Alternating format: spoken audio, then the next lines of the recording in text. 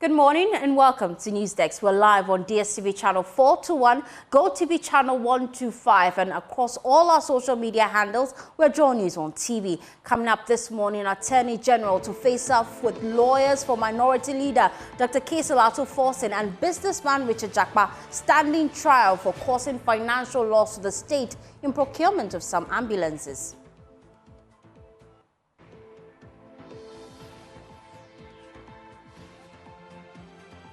Also in this bulletin, more back and forth on whether the Electoral Commission should allow political party reps witness voter transfer exercise.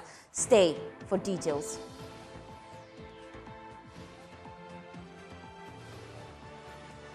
These plus business news make up this bulletin. My name is Faustina Safo. Please stay for details.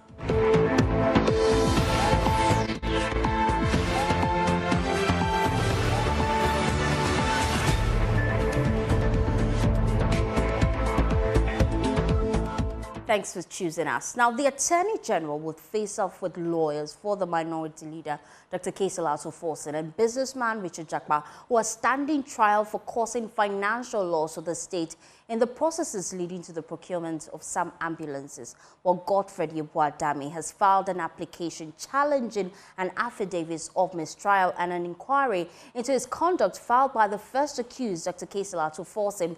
We know that lawyers for the third accused, businessman Richard Jakpa, have also filed an application demanding charges against him be struck out. In his affidavits in support, Mr. Jakpa testifies on oath that the Attorney General, Godfred Yeboah-Dame, has had several interactions with him in which he has admitted that Mr. Jakpa was innocent and assured him of his acquittal. Well, meanwhile, the Minority Leader, Dr. Keselato Forson, is also impressing on the Chief Justice, Gertrude Tukono, to allow a live broadcast of the ongoing trial because of the public interest the case has generated. But how did we get here? Let's give you some background information about the whole case and also why we are where we are. On your screens now, coming up some details. The third accused, Richard Jakpa, has filed for a dismissal from the case. Now, this is the background to this. Richard Jakpa admitted on oath that he has had several interactions with the AG in which the AG had said that Mr. Jakpa was innocent and he would be acquitted. So he feels that this case should be dismissed. Now, the AG has countered Richard Jakpa's dismissal motion with an opposing affidavit, and that has been filed. Now, Ato Forson, who is the first accused, has also petitioned the Chief Justice for his trial to be televised live, and he gave reasons for this. He says that because of the public interest in the case, and if you recall, the NDC, they had a press conference which they released an audio in which the Attorney General was interacting with Richard Jakpa, and in that audio, they say that there are damning revelations in it, enough for the AG to be dismissed. And so Ato Forson is saying that because of this audio in which Richard Jakpa and the Attorney General, they had a conversation, and Ato Forson was supposed to be brought on board in that conversation, but wasn't, that he wants it to be made public because he feels that there's an attempt by the AG to have him imprisoned wrongly. Now, Ato Forson filed for a mistrial as well, and the Attorney General has filed a motion contesting Ato Forson's request for a mistrial. Well, all this is happening at a very important time, and today the court will be hearing some of these cases. Key among them, the Richard Jakpa's case, where he's filing for his case to be struck out. It will be heard in court today. We also know that the Attorney General has filed an application dismissing Mr. Ato Forson's request that a probe should be made into him. So these are all happening today, and we'll be taking you live to court shortly to have all this. Now, the Coalition of Domestic Election Observers, CODEO, is calling for a suspension of the ongoing voter transfer exercise to allow for consensus building involving all stakeholders. Now, the governing New Patriotic Party and the opposition National Democratic Congress are divided over the Electoral Commission's decision to ban party agents at its district offices where the transfer of votes is currently ongoing. Now, the EC cites violence from clashes occurring at some district offices as a result of the exercise as the key reason behind their decision. Albert Ayin is National Coordinator for CODEO. The EC is saying that because of the troubles that it is emanating from these centers, You know, somebody was stabbed the other time. I'm sure that must have triggered the EC's decision. So the EC concretely said that all parties should withdraw their agents from the centers. As election observers, what's your position on that? No, as I'm saying, it has never even occurred in this commission before. It's not in the law in the first place. So I'm even wondering why the EC, maybe they were being too magnanimous by allowing them to send their people there. It could also be that they wanted to be extra transparent, okay? But if, on the other hand, it's being abused, then they are right to... Are you backing the decision by the EC? I, in the first place, wouldn't even want agents to be around when transfers are being made, because the law does not even back it. You can't defend it anywhere because the law is against it. It is not written anywhere that when transfers are being made, parties should be represented. Now, the worrying situation is that the NDC is still on its grounds. It says their agents should remain at the transfer center because they are suspecting that the EC wants to manipulate the system in favor of their main opponent, the MP. I cannot answer for the EC what they will do if the NDC still has the agents there. It will be for them to decide what to do, if they should still maintain them there. But definitely, you have a caution for that because we know definitely that if it is going to continue, yes, we have chaos. Continue, definitely it's going to be chaotic. Don't be there, I'm going to be there. Don't be there, I'm going to be there. Then it's going to be chaotic. So, the best thing for maybe the other party to do is to also withdraw, because they've done a lot of discussion here, and I don't think the EC gave in. The way the discussion went, I'm not sure the EC gave in. Well, if they are going to consult among themselves as a commission, it could be they can come out later to say it, but I don't know. But for now, the EC is saying every party should withdraw. Let's hear from the two major political parties. First, the NDC's Director of Research and IT, Dr. Bawumia, and then the Director of Electoral Affairs for Bawumia campaign team, Peter McMeno. We will not withdraw our agents from the transfer centers. Look, we have an authority. Specific constituencies and specific number of votes that the MPP wants to transfer to those constituencies.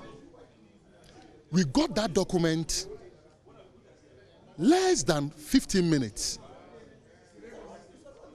when the EC statement about political parties should withdraw their agents also started circulating.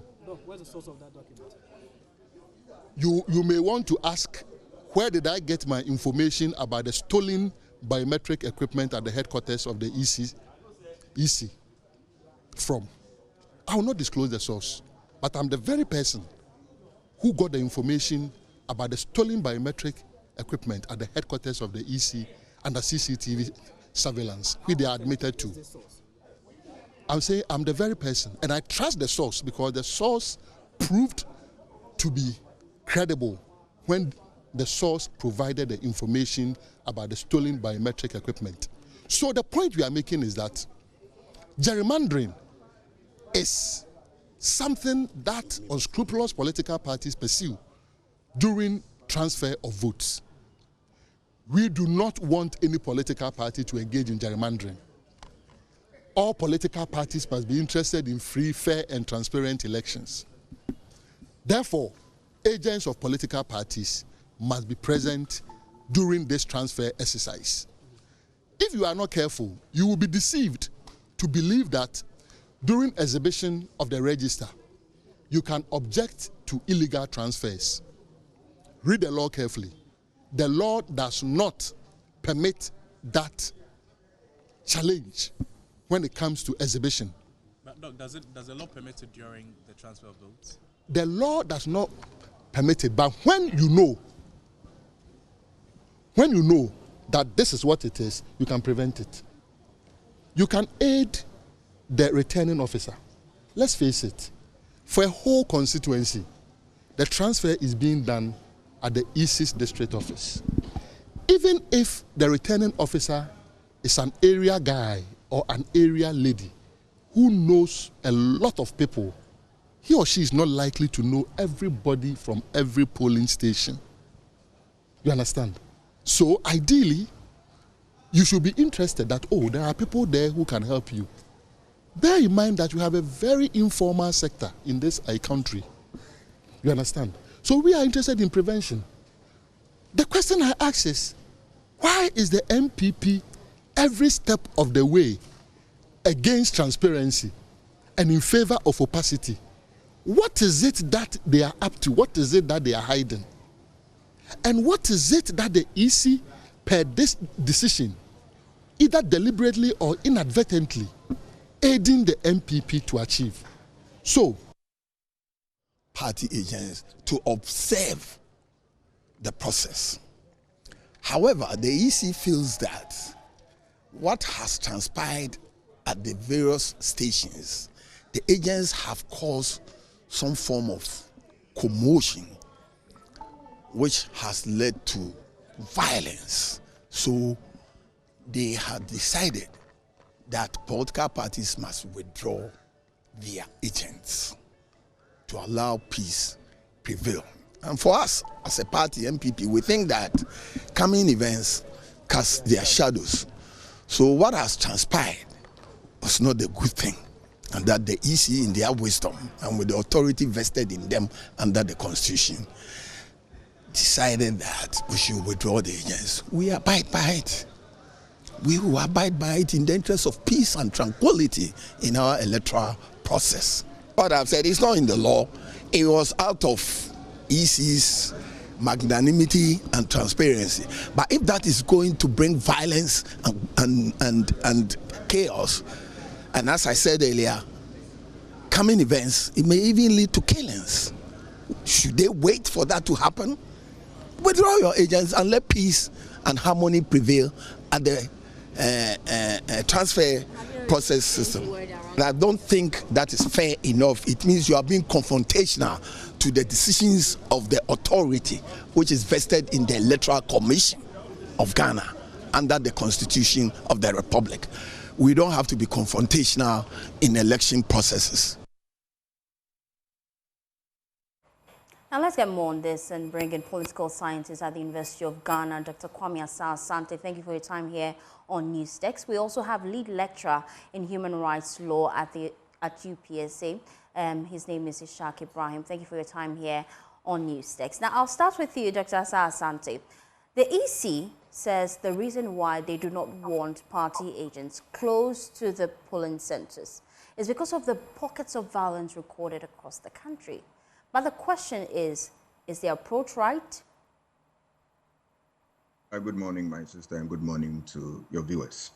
I think that the EC, I don't know how it took that decision, that something which is not allowed by law, you will grant that, and that now you have a problem on your hand that you are struggling to deal with. I think that easy for election to be called free and fair, it has a lot of indices, and one is the fact that you should allow transparency to exist, and then you also need confidence and trust.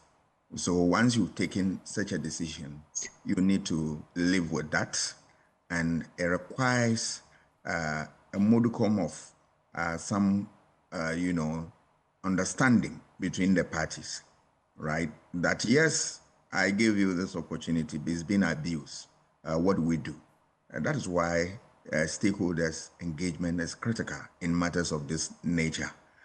Are we also saying that if there is a problem in one constituency, for instance, it can be said that there's going to be problems in all the constituencies? No. And even if there is, let us just use it for purposes of conversation. Even if there is, are you saying that we don't have the security up to tax to deal with these issues? So I think that the EC should be able to sit down with the parties, the stakeholders, and then agreed on what to do. so as to prevent anything that we don't want in this process. I also believe strongly that when you inform the police to be on alert in these areas, anybody who wants to cross the line will be brought to book. Time and again, the police have left up to expectation relative to issues of this. So for me, yes, you worry, but you are sure that if police is called in, they will restore or maintain sanity in the place. For elections, anything that raises eyebrows always creates a problem of trust for the electoral process, and it undermines the quality and the whole process. And that is why people like us are worried that it is easy. You know that you can't handle the situation. Don't give that promise in the first place. You don't give it. Now you go ahead to give that promise, and then later midstream you are backtracking. It will obviously create some concerns, and that is what we want to avoid. I think that the way out for them to sit down and judge all, and then let them reach an amicable solution to this problem, because for elections, mistakes are high, and that you don't do anything to worsen the already volatile situation. But the EC says that even with the limited voter registration exercise, the political interference was simply too much. We had issues where minors were being registered on a voter's roll, busing of individuals to registration centers, and the EC says it's high time the political parties stay off. You feel otherwise? No, that call has been made time and again, but except that this country, it is one thing identifying a problem and another thing dealing with the problem head on. We always glorify issues like that. When we're going for election, we come out to say all manner of things that affect our electoral system. As soon as we vote and we are done with the election, nobody cares a hoot about dealing with the problem. So what I have observed over the years that anytime there is a problem, we deal with it only to create another one for the next election. And this is the time is now for us to reflect on these things and deal with them head on. Because let us remember that if we continue on this trajectory, if care is not taken, a day will come that we will not be lucky.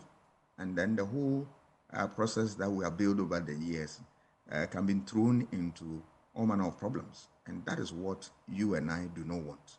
And we want our people to act now, and that we don't wait till what we are done with the election and then we just pay lip service to the issue and go to sleep, only to wait for the next election for the same problem rearing its ugly head within the political space. Stay with me, Dr. Asante. Let me bring in Ishaq Ibrahim to have a legal perspective to the issues, because the concerns are the EC working within the confines of the law?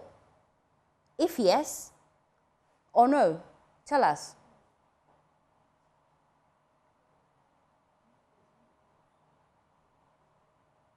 Kindly unmute for me, Mr. Ibrahim, so that I can hear you clearly.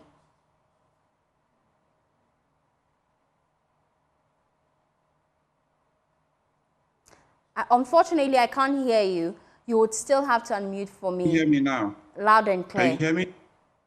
All right. Good morning to you and good morning to your listeners. As you've heard from the background, both political parties have confirmed that there is no law forbidding that. Likewise, there is no law that said that the EC must allow party agents to observe it. But I think because it has practiced over the years, the EC have always invited both political parties or various political parties to come on and observe. I think with that, it has created some reasonable expectation that the EC would always do that. Now, this is the case that the EC is now citing violence from various political parties. It's the reason why they want to exclude them. I think that approach might not be appropriate. What about if the EC were to invite the security services to aid them in that regards? A more reasonable approach, having said that, it has created reasonable expectation over the years that agents will always be available to observe. would be to, first of all, invite the security services to aid the EC in that particular regard. Especially this particular year election, we have a historic election where there is a former president with what one would say a very popular vice president contesting. Every opportunity to make sure that the election appear to be very transparent is very, very important. And starting from the transfer, making transparency a key, I think is one of the most important things to do. So I think the EC should have a rethink, invite the various political parties to have a dialogue with them, and then to find a way forward. And I think that way forward would be to invite the security services and then agree with the various political parties for the agents to return to observe the election. On dialogue, the EC had an emergency IPAC meeting yesterday, so I'm sure they're engaging with the political parties.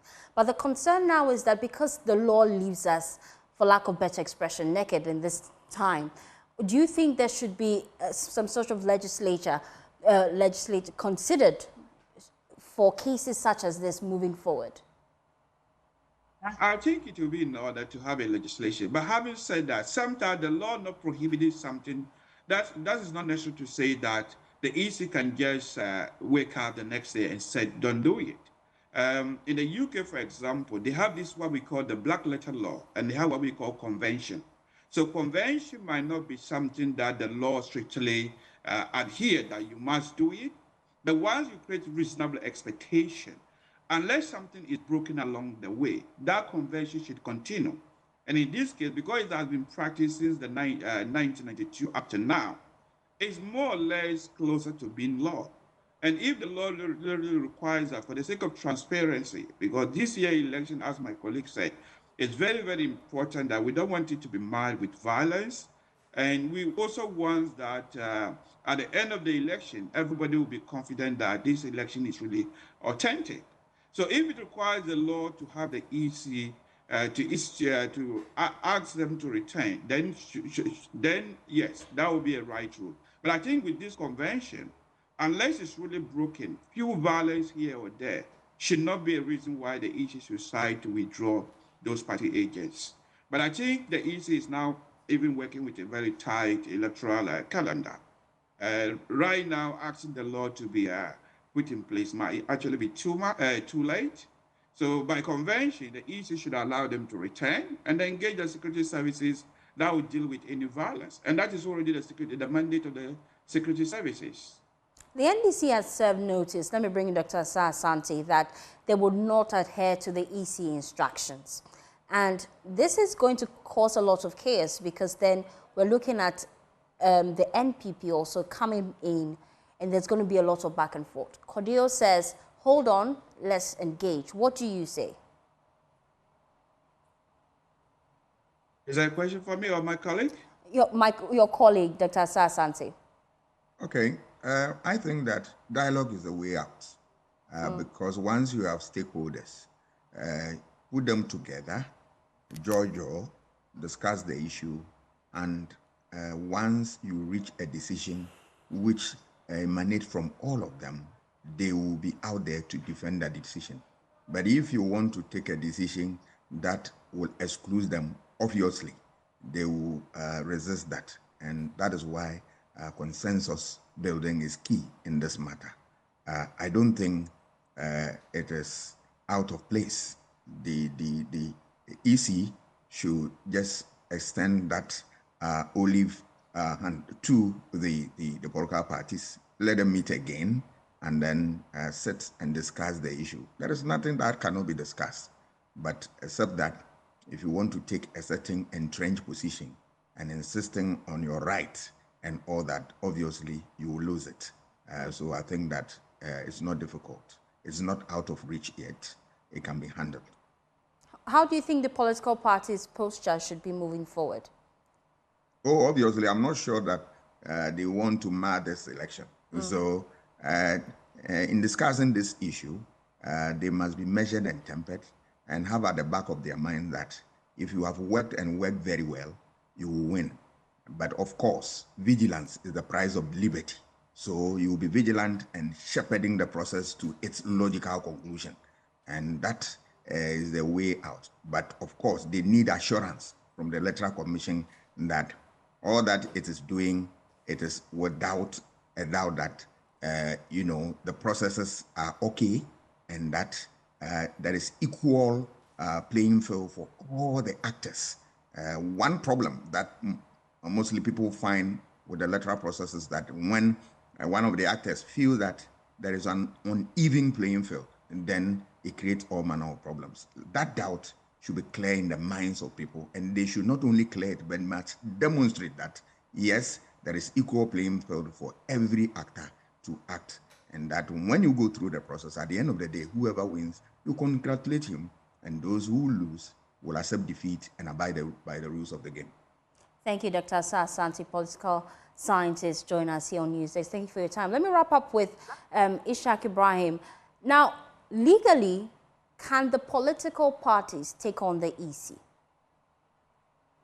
I would say there is no really law that requires that EC allow observers, political observers to be there. So I don't think there's a legal route. But as I said, because it has been allowed over the years, it will be in the interest of Ghana and the interest of all political parties that the EC must return to a dialogue. The court will not be the right route because, as we said, there is no law in place. But dialogue is the most important thing because we want, at the end of the election, both winners and losers would accept the outcome. And if it is marked by violence at this stage, with EC taking position that one political party thinks it favors another political party, I think that will not be the way forward. So as my colleague said, dialogue is the way forward. There is no legal solution to this current problem. Thank you so much for your time here on Newsdesk. Lead lecturer in human rights law at UPSA, Ishaq Ibrahim. Now, still on this, the Teshie South Secretariat of the National Democratic Congress says it will resist persons who attempt to transfer votes from other constituencies into their municipality. And Sabit has more in this report.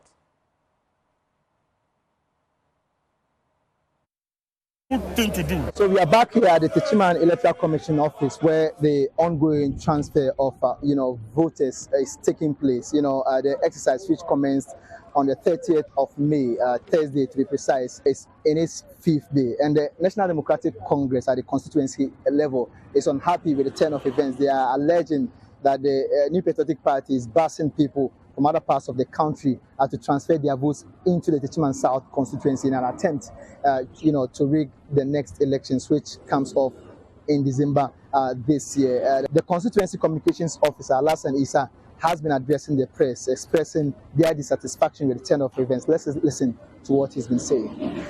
Our gathered intelligence indicates that the MPP in Teshie South constituency are busing people from Ejura Sechiri-Dumasi, Ashanti Mampong, Mampontin, Wenchi, as well as Jama North and South constituencies, respectively.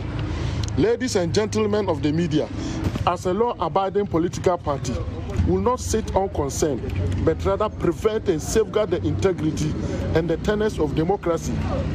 Without missing words, a warning is hereby served to anyone whose prime motive is to transport voters from different constituencies to our dear and admirable Teshie South constituency for the purpose of transferring their vote into the constituency, that we shall resist with every legal means possible, with strongest aggression. They are calling on Ghanaians, particularly those who are attempting to transfer their votes from other constituencies into the Teshie, to learn from the shooting incident that occurred in the 2020 general elections, where 2 persons lost their lives, leaving a couple of others injured here in Teshie. They are saying people who are attempting to come into the region or the constituency should learn from the past events and then advise themselves. Fellow media friends, ladies and gentlemen, comrades, may we use this opportunity to advise the parents of those whose sons and daughters who find themselves in these illegal activities to kindly admonish them to stay away from coming to Teshie South for the purpose of transferring their vote into the constituency. If, for nothing at all, they should learn a lesson from what happened in Teshie South during 2020 election collation center in Teshie South. with the party's Agenda 1111, which seeks to win all 11, seats within the Bono East enclave still on course, the party is urging electors, voters within the Teshie municipality and other parts of the region to vote, massively for the former President John Dramani Mahama and all 11 candidates of the NDC to ensure that that dream is realized. We will not let down the Agenda 1111 movement for all our parliamentary candidates and His Excellency John Dramani Mahama, led by our indefatigable regional chairman, Honorable Yunus Owusu. The party, after the press briefing, also attempted to invoke curses on whoever illegitimately attempts to transfer votes from other parts of the country into the Teshie South constituency. They had, confrontations with the Ghana Police Service, who didn't want to allow them to do that, at the premises of the Electoral Commission. But at the end, matters were resolved, and the NDC were allowed to carry out that particular exercise on the streets just in front of the Electoral Commission.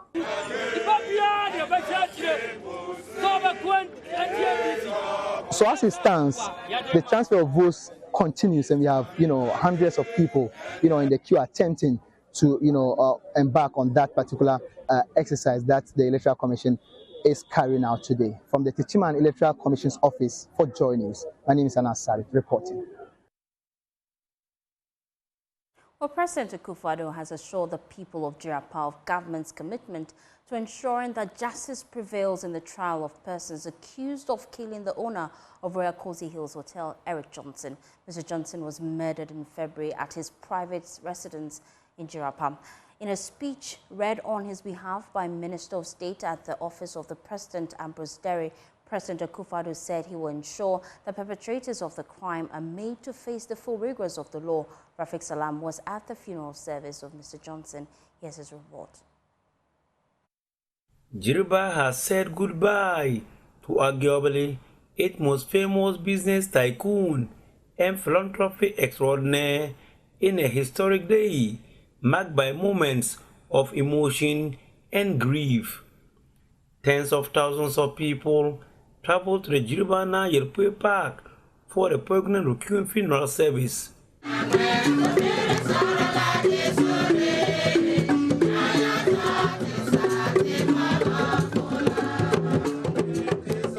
Eric Johnson was later privately buried at the compound of his private residence, where he was gruesomely murdered almost 4 months ago.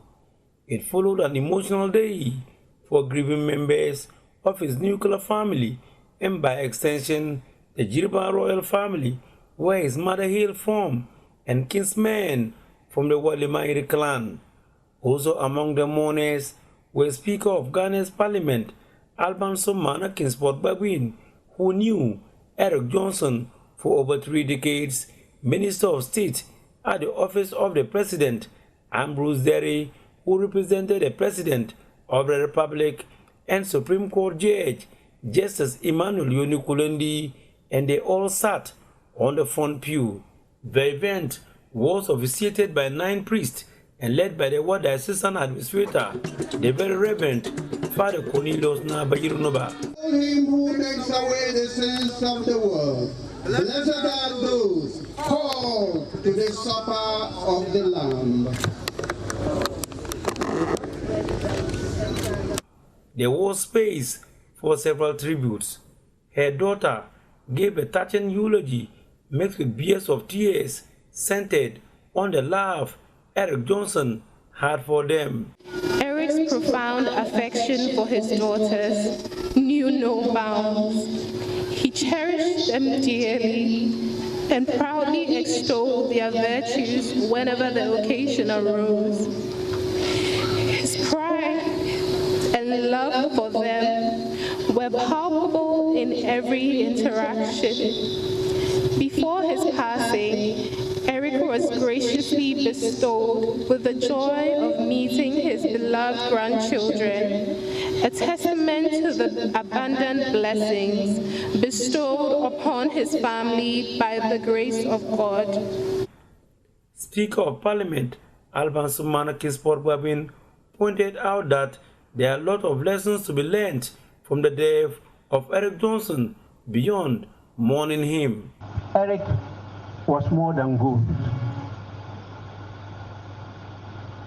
The wicked reigns, but for only a short while. The devil thought he was prevailing against Jesus. So they thought they were killing Eric Johnson. Unknown to both, what they rather do is to give everlasting life. Minister of State at the Office of the President, Ambrose Derry, assured the mourners of ensuring that justice prevails. His death was bizarre to all of us, but the Ghana Police Service worked very hard and got to the bottom of the matter, arrested a suspect, and the suspect is now before court. All I can say is that while I share the sentiments, the spiritual angle of forgiveness, but Jesus said, give to Caesar what is Caesar's and to God what is God's. In Caesar's world, we believe that justice would be done in the case of the Republic versus the suspect that we've got. Paramount Chief of Yoruba, now Justice Dina Donlobon Ghana III tribute was read on his behalf.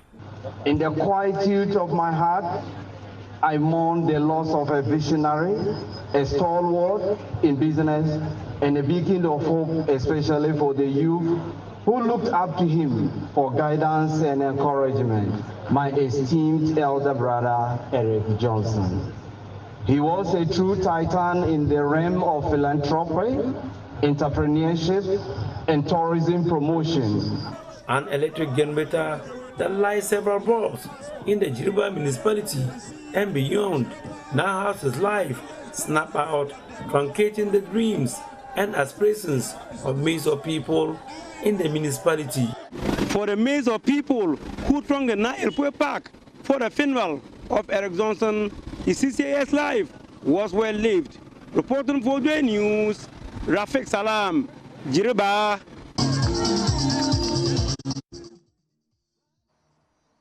Flag bearer of the governing New Patriotic Party, Dr. Bawumia, is meeting the clergy in Accra as he begins his tour of the Greater Accra region. Well, this meeting is part of Dr. Bawumia's Bold Solutions for the Future initiative, which aims to gather input from stakeholders to shape his policy direction in his 2024 manifesto. Let's listen in because he's engaging the clergy as we speak.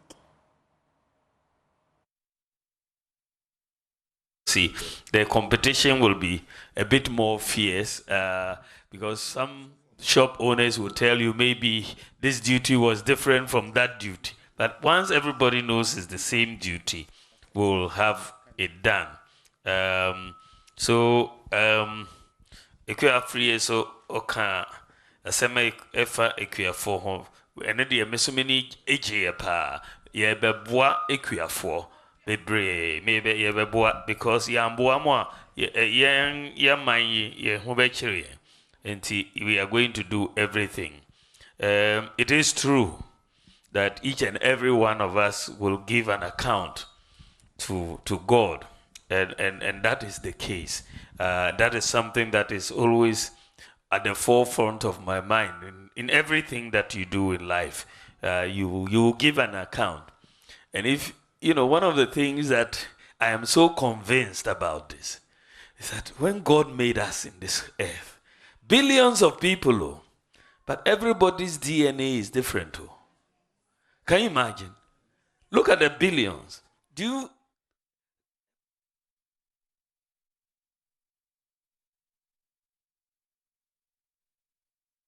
Now we'll get you more on that in subsequent bulletins. Now in today's field exhibition series, Rejoice Semefakpesu takes us to the streets of Ashaiman, where the lack of rubbish bins is forcing residents to discard waste in the middle of the road.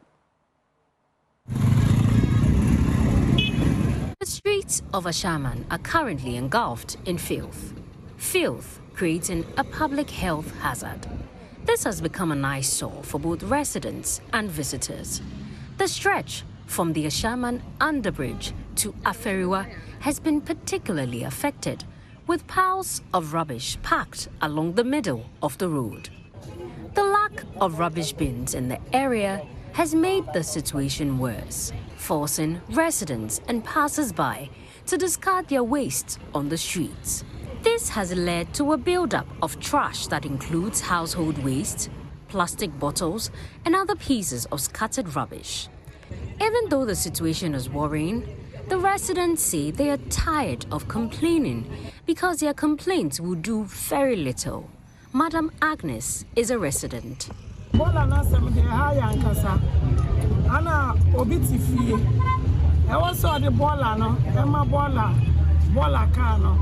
all worried about the rubbish issue.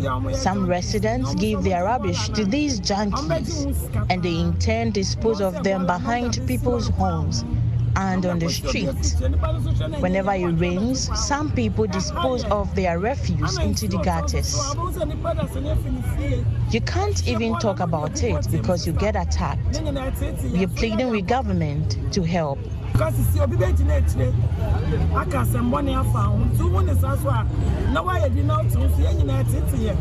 D-Trip, who is a resident and trades in menswear, expresses frustration over the persistent issue. Myself, one time I noticed that we lack dustbins. I even complained to the municipal assembly some time ago that the reason why the dust are always on the streets, or let's say the rubbish are always on the streets, is the result of no dustbins. You understand? If you can look around from here to what do you call it? Presby Junction. There's no dustbin. From here to Ashasek, or let's say runabout, there are no dustbins. The junkies that they carrying the trash to. Whenever they carry the trash, they will take the money. They'll come to the streets to take the money, or come to your various places or your houses to take the money. And when they take the trash, they will not take it to the right place that they have to dump it. So when they get to the traffic here, they notice that here there is a no man's land. So they will just leave it and they will run away. You know, junkie, you cannot go and attack a junkie. You see, yes, all this is because of you don't have proper waste management. Pounds has, however, attributed the situation to a shirking of responsibility from the leadership. You know, this is our country, it's our motherland. So we are supposed to keep our country tidy. Understand? When you go to other countries, you will see the way like our country is. You know, you see the trash on the floor anyhow. You drink water and put it on ground. Why? It's because we don't have dustbins. And this is due to lack of leadership. They should make sure that like they will distribute the dustbins to many places so that people can get the dustbin to put their trash. Because if there's no dustbin around, everybody can put rubber on the ground, do anything anyhow, anyway. Residents are calling on authorities to at least provide rubbish bins to help curb the worrying trend. Rejoice Semefa Kwisu's report for Joy News. The Association of Ghana Industries has called for investment in indigenous small and medium enterprises, and all that will be coming up in business.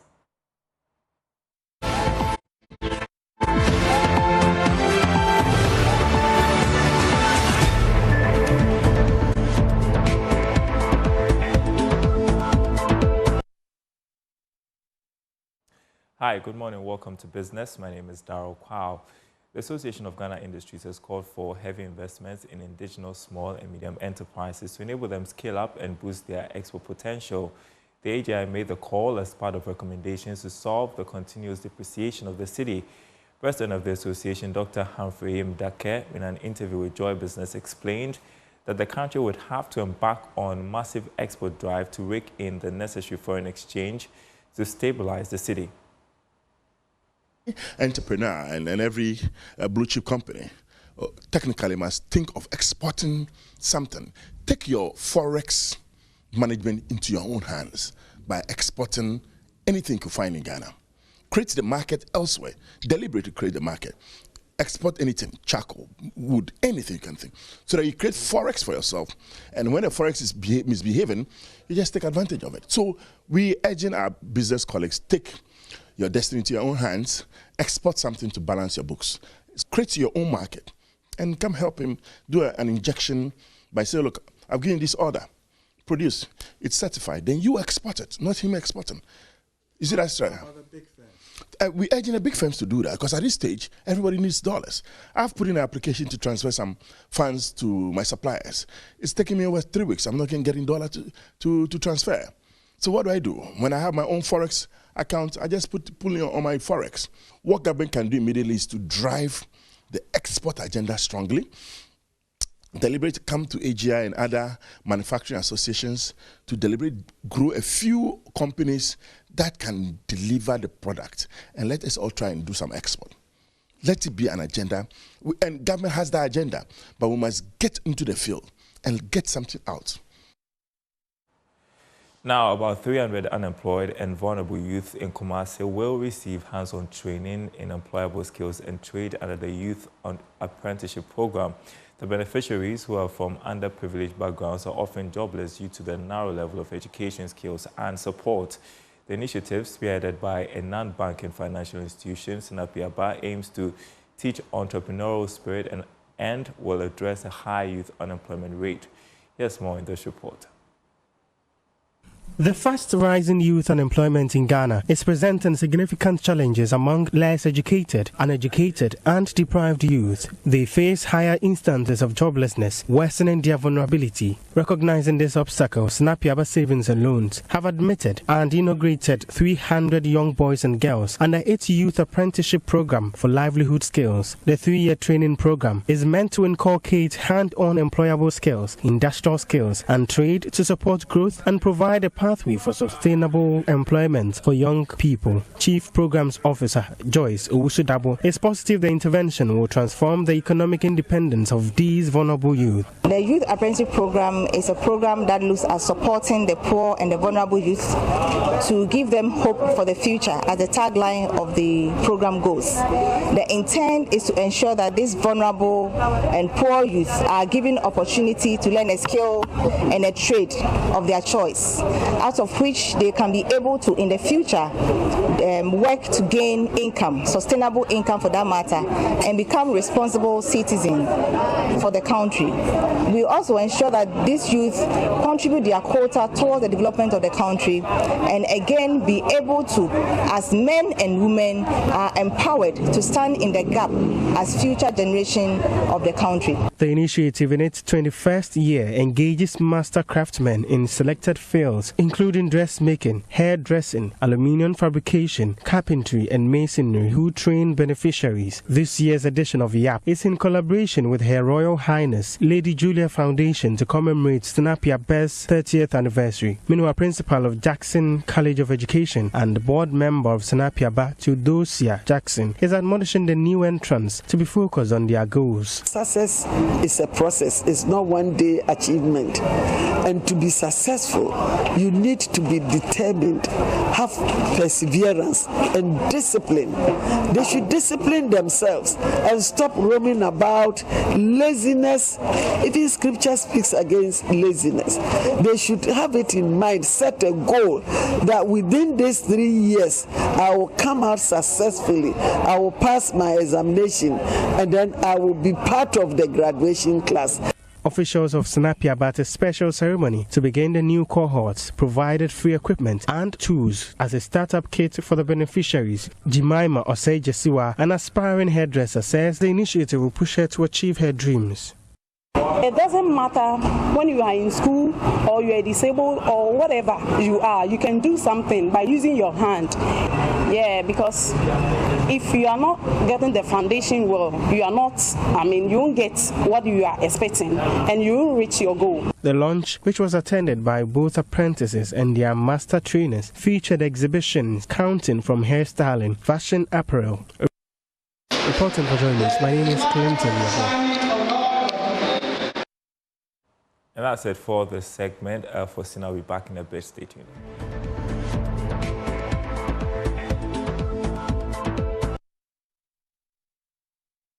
Well, that's it for News X. For more news, please log on to myjoyonline.com. My name is Faustina Savo. Have a pleasant day as you enjoy the rest of our programs.